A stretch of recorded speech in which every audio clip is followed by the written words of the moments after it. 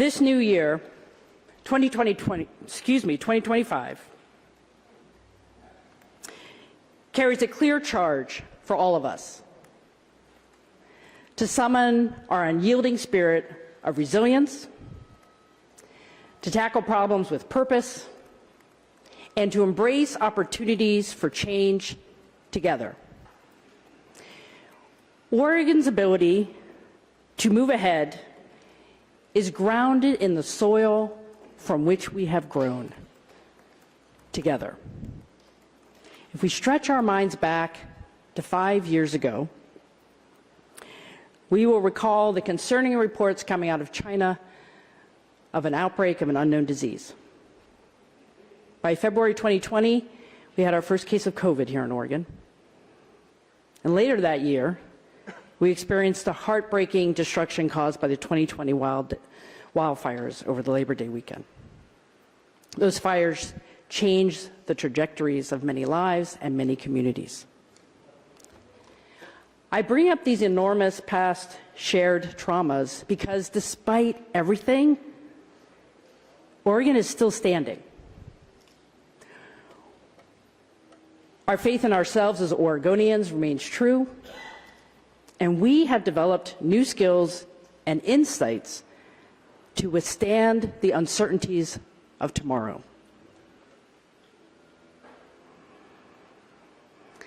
It is fertile soil indeed that we now take on the challenges in front of us and ahead of us. Oregon's fortitude was tested again last year as wildfires roared across our landscapes with an intensity that was unprecedented in both size and scope, demanding incredible courage from thousands of firefighters who stood between flames and what Oregonians hold dear.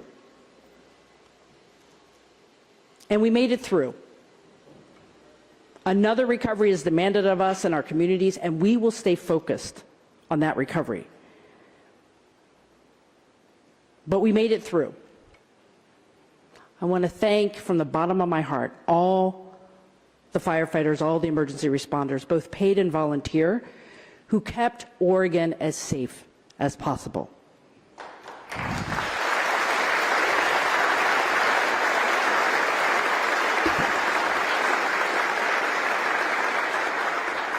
And I want to thank the legislators in this room for coming together, frankly, just a few weeks ago, for the shortest special session ever to allocate the necessary funds to pay our firefighting bills before the year's end.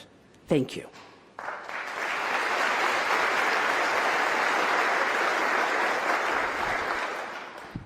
And my friends, let us keep our thoughts and prayers with the people of Los Angeles, who are experiencing horrific devastation of their homes and businesses.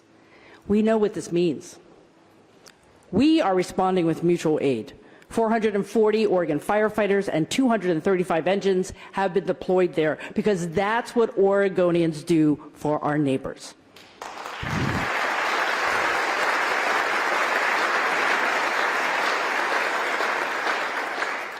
Our resilience as a state is grounded in partnerships. Today, here in the front row, are the leaders representing Oregon's 9 federally recognized tribal nations. Thank you for being here.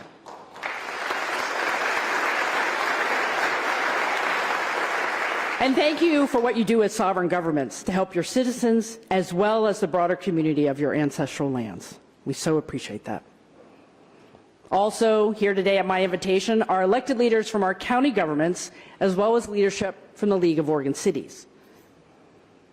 I am humbled and inspired by my partners in local government, public servants who are on the ground every day in their communities, meeting the needs of Oregonians.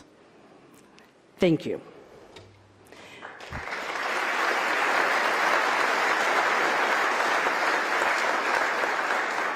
Visiting all of Oregon's counties and all 9 tribal nations in my first 2 years has profoundly informed my appreciation and understanding of how critical local partnerships are to Oregon's resilience and Oregon's ability to solve problems. Thank you for what you do. can't do it without you. Today, I am renewing a conversation with you about Oregon's future and how we build shared prosperity over the next 2 years. We are making progress, despite entrenched challenges, but that progress is fragile and requires all of us to be persistent and not get distracted.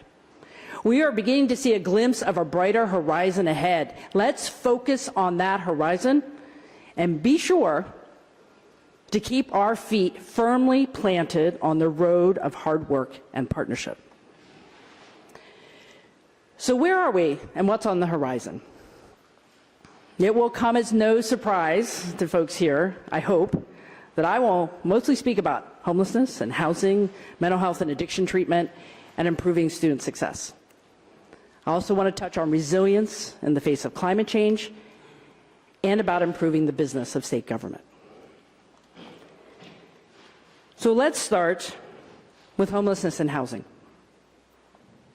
First, I want to thank the legislature, local government, community partners for walking side by side with me to start addressing our crisis of homelessness and our housing supply deficit at the scale that is required to make a difference. From substantial new investment to new coordinated systems at the community level to a gritty can-do attitude, we have blunted the humanitarian crisis on our doorsteps. By this July, the actions related to the homelessness state of emergency initiated 2 years ago are projected to rehouse 3,300 households and prevent 24,000 households from experiencing homelessness in the first place. Our state shelter program now supports over 4,800 shelter beds to help people stay off the streets and have access to transitional stability. And we know housing supply is the long-term solution. Together, by July, the state will have financed 2,800 affordable housing units and provided infrastructure for over 25,000 affordable and market-rate housing units. The Housing Accountability and Production Office is now up and running to reduce barriers to production, and there are new tools for local jurisdictions to get more housing into production faster. It's a strong start, but only a starting point. According to the most recent federal point-in-time count data, homelessness has continued to increase across the nation. Recent federal data show that on average, the United States saw an 18% increase in homelessness between 2023 and 2024. Oregon came in below the national average increase at 13%. Our prevention efforts are making a difference. But I extended the homelessness state of emergency again last week because we still need an all-hands-on-deck urgency and administrative flexibility to meet the moment. So I was in Astoria this past November. When I took office, Clatsop County had the highest unsheltered homelessness rate per capita in the state and virtually no capacity to meet the need.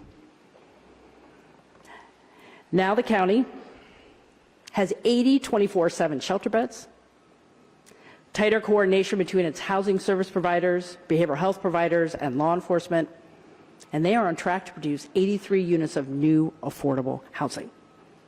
That is incredible progress and a testament to what our local leaders are accomplishing. So thank you.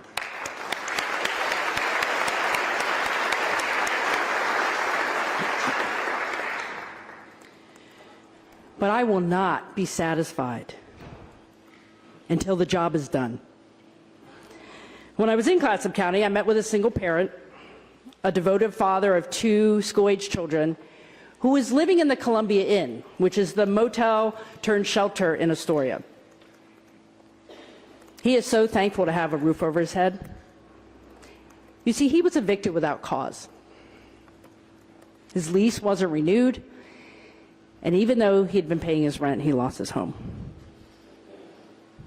Facing the possibility of living outside with his kids, he fortunately was referred and had access to the Columbia Inn. and he is grateful. But that is not what he wants. He wants an affordable home of his own for his family. He can work, he can make it happen, he just needs a place to go.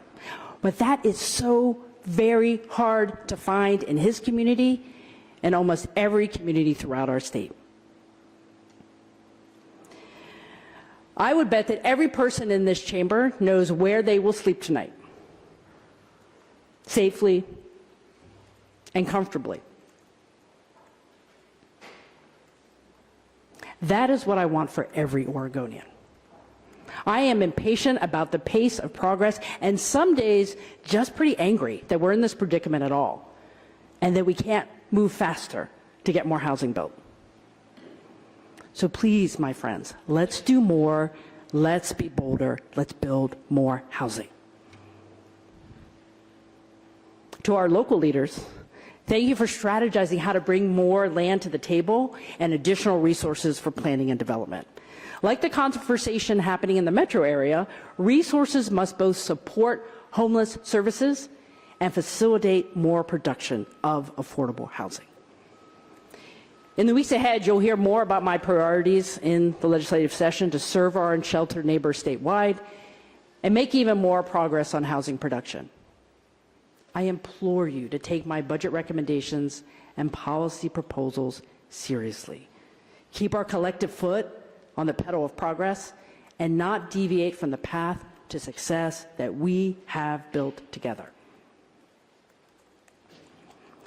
Now to Oregon's mental health and addiction treatment system. We have to push harder to get Oregonians the treatment they need and deserve. I think we all know there's simply too much pain on our streets, in our homes, and in our schools. When it comes to the connection to homelessness, it's important to recognize that not everyone who is experiencing homelessness is dealing with a mental health or addiction challenge, but many are. Someone's ability to get and maintain treatment directly impacts their ability to get and maintain housing. And let's remember that the trauma of extended homelessness is devastating to a person's health and well-being. Although there's much yet to do, we have made some progress. Last year, after the finalization of a study I commissioned to understand regional treatment gaps, I identified a target of adding 465 new treatment beds by the end of 2026. There's now a public online dashboard so we can track our progress with the investments already in the pipeline. To strengthen the workforce needed to help more people, I have focused on eliminating the backlog at Oregon's health licensing boards so qualified counselors and social workers can get to work.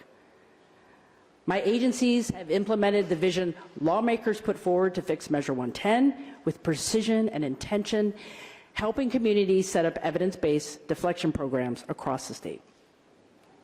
And I continue to support the Oregon State Police's efforts to get illicit drugs off our streets and hold drug dealers accountable. But there has to be more done to meet people's needs. My recommended budget for the next 2 years continues to deploy a dual strategy of increasing treatment capacity and strengthening the available workforce, with $90 million for another 363 treatment beds and $50 million to bolster the provider pipeline and stabilize worker retention. And it's not just about money. Complex problems rarely are just about the money. I want Oregon to do more intentionally and strategically to help individuals living with serious mental illness.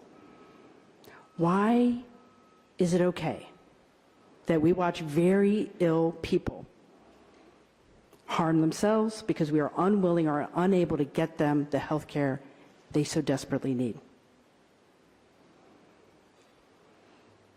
There is significant interest in improving access to the Oregon State Hospital for individuals who are accused of crimes, most often misdemeanors. But people who are unable to get the help, they are there to get treatment because they need to be able to defend themselves in court. Today, unlike in the past, the vast majority of Oregon State Hospital patients are now there for treatment so they can go back to court to aid and assist in their own defense. It's nearly impossible to get long-term psychiatric hospital-level care through civil commitment or voluntary commitment because of the needs of the judicial system filling up Oregon State Hospital beds. We have to change this. Nearly 3 out of every 4 individuals at the Oregon State Hospital for aid and assist treatment were either homeless or in shelter at the time of their arrest. And 6 out of 10 aid and assist patients are diagnosed with schizophrenia or another psychotic disorder. I believe we can do a better job of coordinating shelter services with access to mental health care. And by doing so, help people stabilize before they decompensate and a crime is committed. By doing so, we will keep our communities safer, reduce the logjam at the Oregon State Hospital, and most importantly, meet the needs of our neighbors more humanely. Our systems of care need so much work. We didn't get here overnight, and it is complex. In my visits around the state and through many conversations with people doing the work, it's clear there are things that are making a difference. We just need more of them in more places. I know the Herculean efforts that community providers are making to meet the healthcare needs of Oregonians with serious mental illness. So for those who are listening, thank you. Please keep going in your work. So how about we renew our efforts on what can be and should be? My recommended budget to improve access to mental health care is a floor. Let's try to raise the ceiling as you go through the budget process. I believe we need to humanely improve criteria for civil commitment. Make sure community options exist to serve a larger civil commitment population, and dedicate permanent supportive housing with enhanced on-site services so more people have long-term living options that can support their health status. I have directed my team to develop a new model of permanent supportive housing, what we're calling intensive permanent supportive housing, or PSH++, that can more effectively serve people with serious mental health needs who can live independently. Finally, before I move on to education, I want to emphasize that we cannot overlook our children and our youth. Too many of Oregon's kids are struggling with things they shouldn't have to deal with, from homelessness to acute mental health disorders to addiction. We have to help our children and youth now so they have a better, healthier path to their future. That means painting with a broad brush for better outcomes in every aspect of a child's life, including improved access to behavioral health care, working toward better outcomes for children in the state's care, and working to address youth homelessness. Ensuring that Oregon students have adequate access to behavioral health services in and out of school settings is critical to supporting Oregon's children and their families.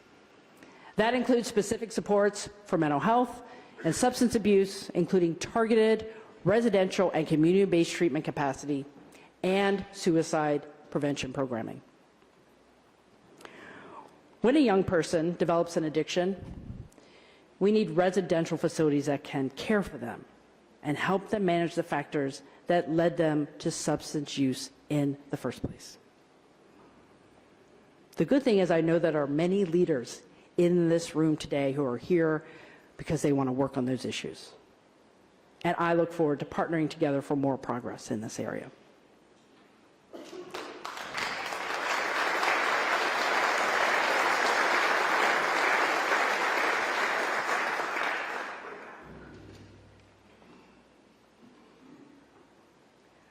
Now let's turn to K-12 education. We all know it's been a turbulent 5 years for K-12 education in our state. It's been a turbulent time for our students, our parents, and our educators. In fact, I would call our parents, students, and educators the true rock stars of resilience. To them, I say thank you. Thank you for your perseverance.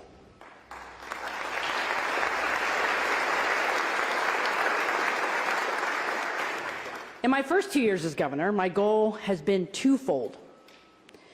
Focus on the fundamentals of what will improve student access from birth through graduation and create as much fiscal certainty for school districts as possible. For the fundamentals, I thank the legislature for being a partner with me in early literacy and summer learning investments. I really believe that these solutions, retooling the way school districts teach our students how to read through incentivizing evidence-based practices and reducing learning disruptions through summer education programs, will make a difference in the future trajectory of our children and youth. And my recommended budget asks you to stay on this path with me.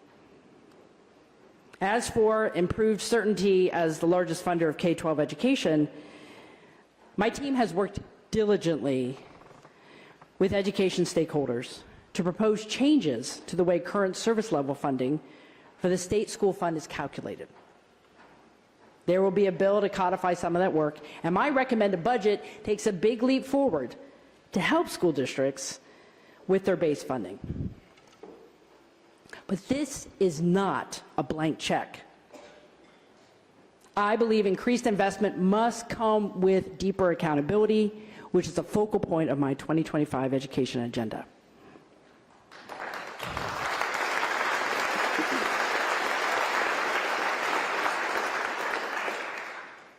I will be bringing forth a plan that will emphasize stewardship of resources, measurable outcomes, and transparency. It is way past time to untangle and reimagine a system that can serve every student seamlessly. My goal is to develop a clear continuum of support for improved outcomes at the district and school levels, which should include increased transparency by exploring a single statewide publicly accessible student information system and streamlined processes by consolidating operations for new programs into existing reporting and the corresponding data collection to reduce administrative burden and duplication of efforts. My legislation will run in tandem with a set of administrative actions to ensure that the Oregon Department of Education holds up its end of the bargain on accountability. The bottom line is this: when a district's numbers show failure for their students, there will be help and attention, not voluntarily requested, but required direct assistance to make sure all resources are pointed toward better student outcomes. I'm surprised you're not clapping at that one.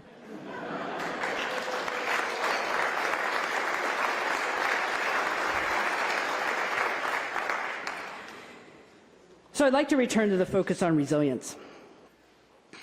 As stewards of our air, water, and landscapes, we must rise to the challenge of fighting climate change, both by continuing our efforts to reduce carbon emissions and by taking strong action to enhance the resiliency of our natural resources and our communities. Our most vulnerable communities, our working and natural lands, our wildlife, and our rivers, streams, and lakes all face an existential threat as the relentless march of climate change tests our resolve to protect that which sustains us. Last year, my administration focused on bringing in as much federal bipartisan infrastructure law and Inflation Reduction Act funding as possible for Oregon's priority natural resource needs. State agencies submitted or collaborated on 23 applications, and Oregon was awarded more than $43 million for habitat restoration, wildfire mitigation, water management, and species conservation.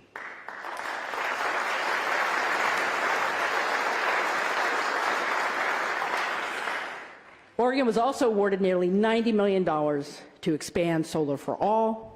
Oregon also won the largest award in the Pacific Northwest from the Environmental Protection Agency, nearly $200 million, to fund resilient communities, accelerate the clean energy transition, modernize the energy grid, and help lower residential energy bills.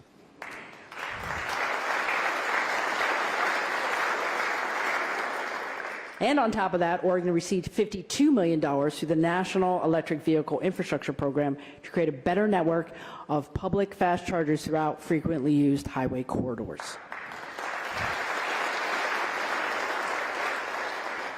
This is the kind of teamwork and success that happens when we get down to brass tacks, focus on what works, and refuse to waver in our commitment to a cleaner, sustainable future.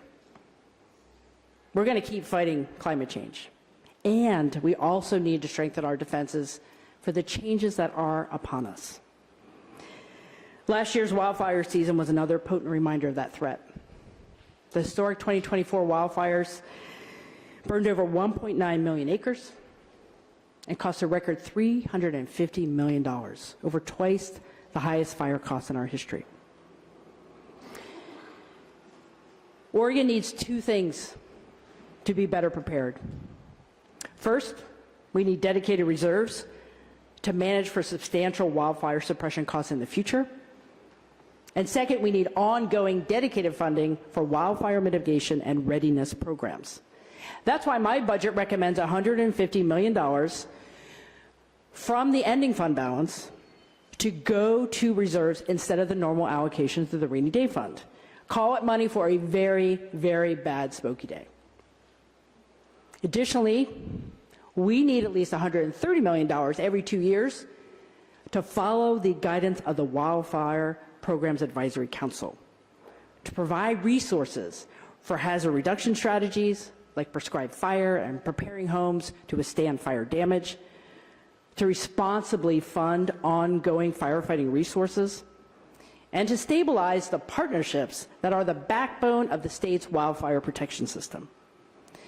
I look forward to the revenue recommendations of the Wildfire Funding Work Group and hope all of us can work together to guarantee ongoing resources for community resiliency.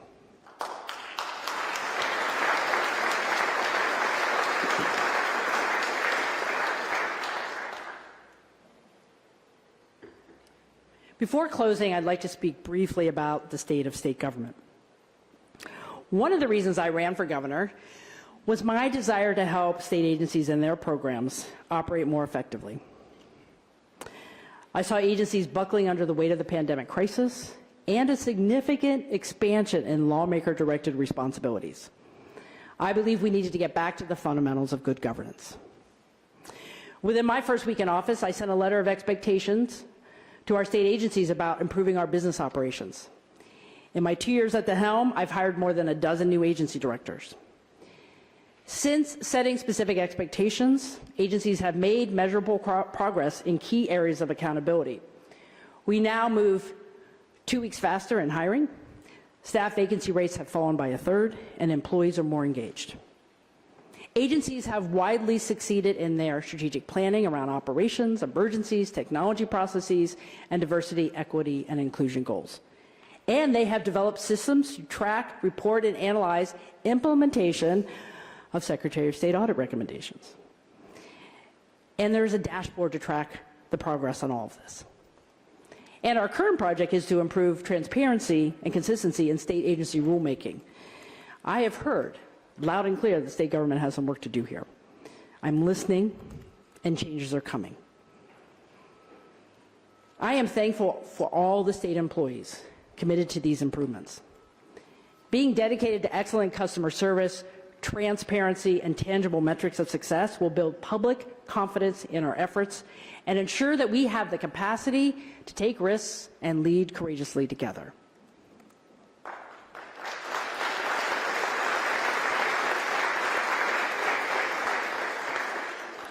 So without a doubt, there are many things we need to focus on to realize the progress that Oregonians are demanding. We can't let up on the top 3 priorities that I started with: housing, mental health, and education. And we have to muster the stamina to find success on other issues as well. The executive branch just welcomed the Oregon Public Defense Commission to its agency ranks. Thank you, legislature.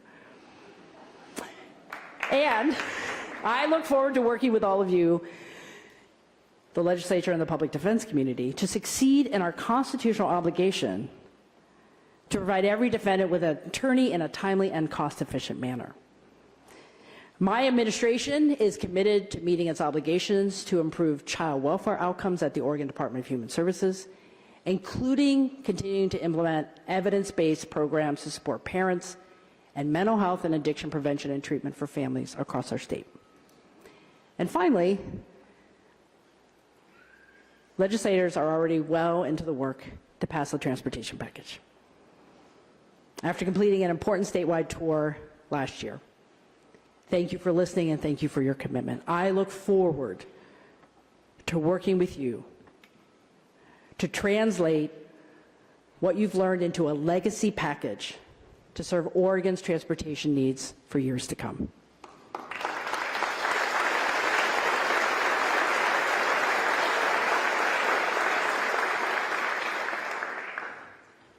I'd like to close with some thoughts about putting hope into practice for progress. I tend to think that a prerequisite for public service is a fundamental belief that the future will be better. A confidence in a brighter tomorrow, the potential for progress. Basically, hope for the future.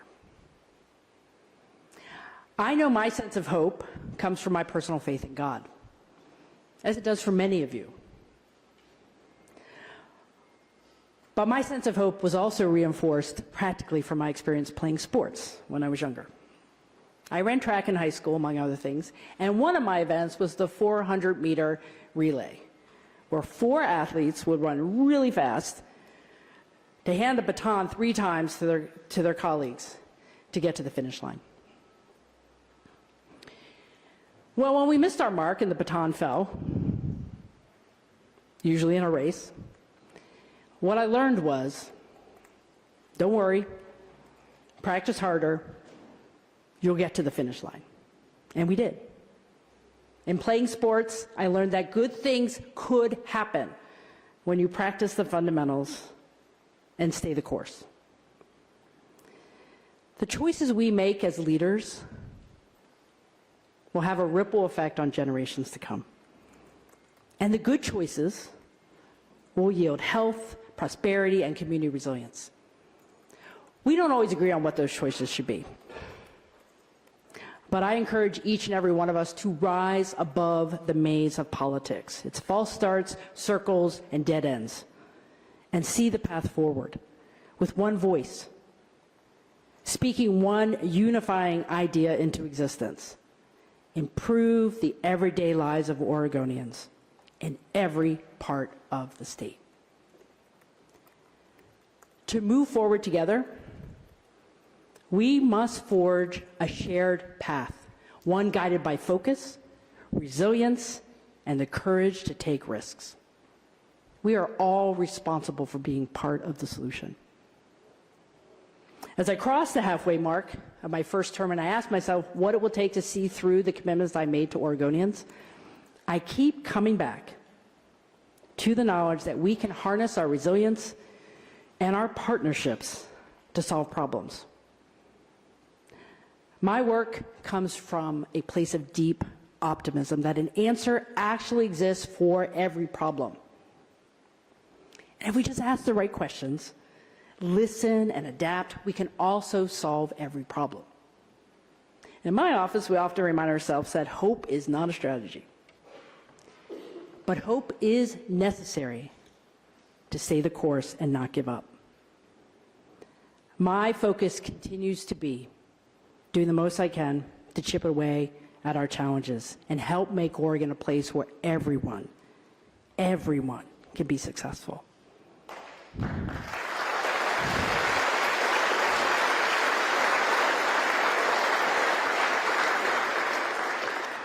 And I hope and ask that you will walk with me on this journey today, tomorrow, over the next 2 years, and past that. I will always fight for the Oregon that I know is possible, an Oregon where no one has to live in a tent on a sidewalk, an Oregon where Oregonians seeking help for mental health or substance use issues can find and afford the support that they need. An Oregon where every child has a safe place to receive a high-quality public education. An Oregon where everyone has financial stability and pathways to greater opportunity. And in these uncertain times, an Oregon where we safeguard our values and take care of each other regardless of the federal landscape. I am so incredibly thankful for everyone in this room and every Oregonian who has and continues to contribute to this shared vision for our state. I want to thank you for listening today. God bless you, and God bless Oregon. Thank you.